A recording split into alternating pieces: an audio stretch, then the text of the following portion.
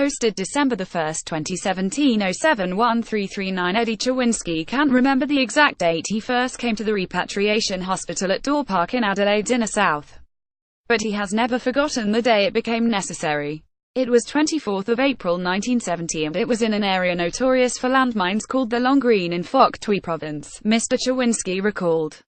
I do remember it happening. I remember the mine going off. I was acting platoon commander.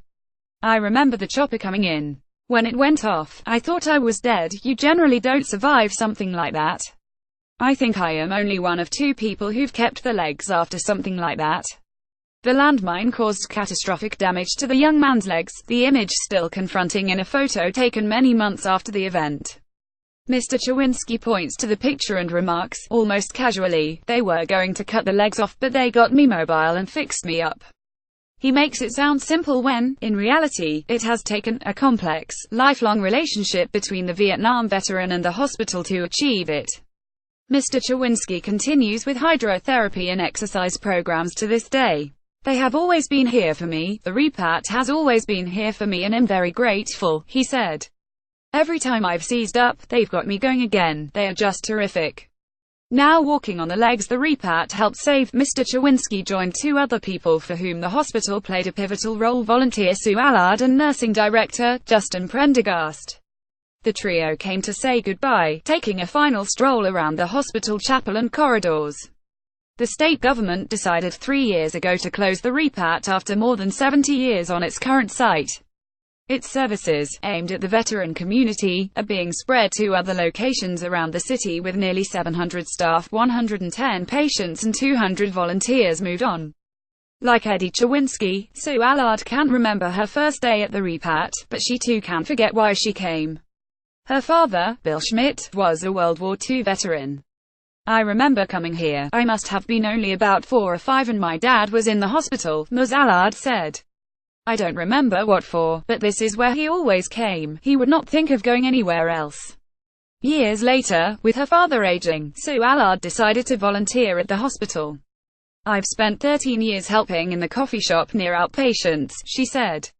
We made tea and coffee, obviously. We made sandwiches. We fed people and chatted to them all, and we heard all their stories back. It's just been wonderful, because I've got far more out of this place than I've ever put in. Good people often downplay the good they do, and nursing director Justin Prendergast frequently hears it from his volunteers. It's a very common feeling amongst the volunteers, that sense of getting more out than they are putting in, he said. But they are part of the fabric of this place, and I can't imagine the hospital without them.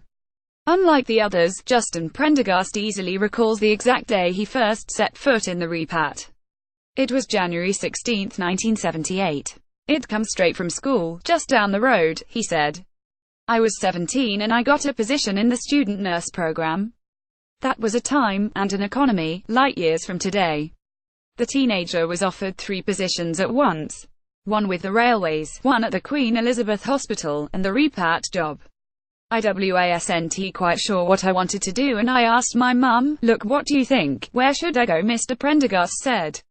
She suggested I come to the repat, and I did. It's been the best bit of advice she ever gave me. Now 57 years old, Mr. Prendergast has been with the hospital his entire working life.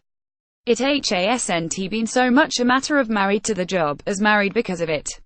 I met my wife here. We were enrolled in the same student nurse program. My mum's advice was useful on a number of levels. Marriage isn't a bad metaphor for how all 3 feel about their relationship with the hospital, for better or worse, in sickness and in health. And now they are parting. The hospital has been much more in their lives than just bricks and mortar. Eddie Chawinski reflects for a moment, and then sums it up. It's like a friend has died, pet good friend has died. You mourn, you grieve, and then life carries on. Topics: health, health policy, health administration, veterans, Door Park 5041.